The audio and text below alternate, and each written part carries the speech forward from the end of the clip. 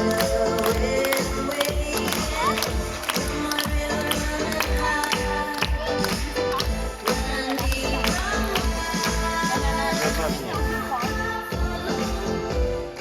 on va de nouveau essayer Cookie réfléchir s'il veut revenir ou non à l'animation.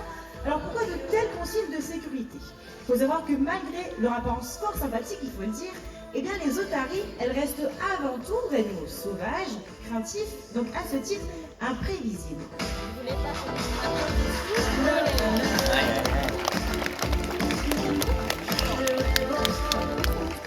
Donc, vu que Cookie apparemment a fait le choix de revenir, ce que je vous propose, c'est de vous montrer ces très jolies dents.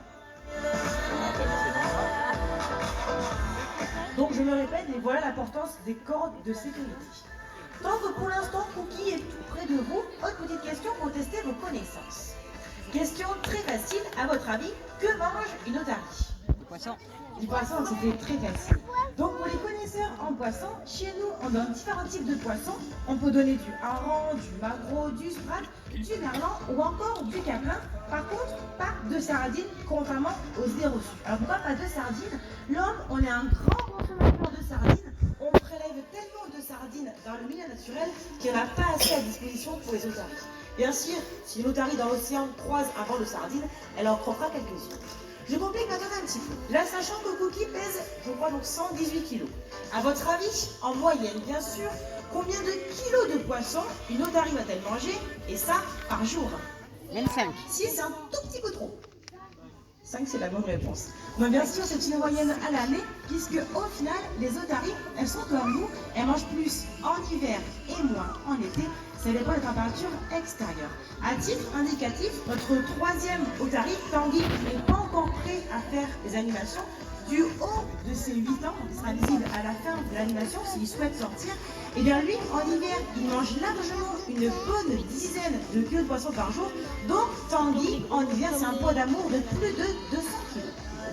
Autre petite question pour tester vos connaissances. Cette fois-ci, on va procéder sous forme de sondage. Ceux qui pensent que c'est la bonne réponse, je vous invite à lever la main. Qui pense que les otaries ont des poils?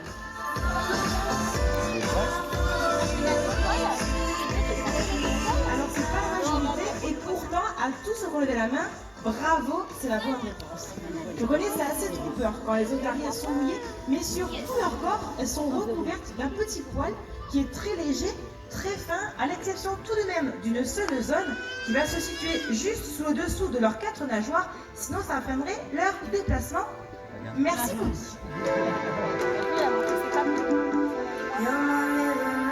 Ce que je propose, c'est qu'on en vienne à l'exercice du ballon suspendu au-dessus du bassin. Peut-être que Cookie va toucher un ballon.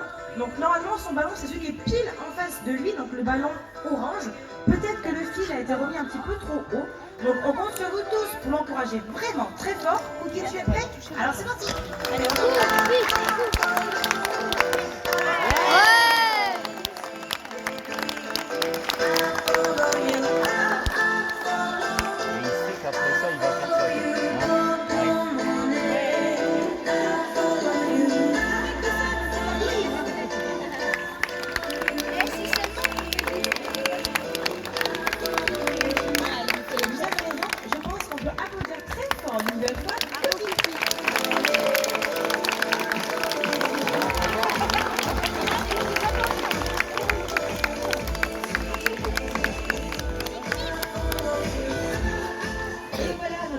Pédagogique avec Cookie touche à présent à sa fin.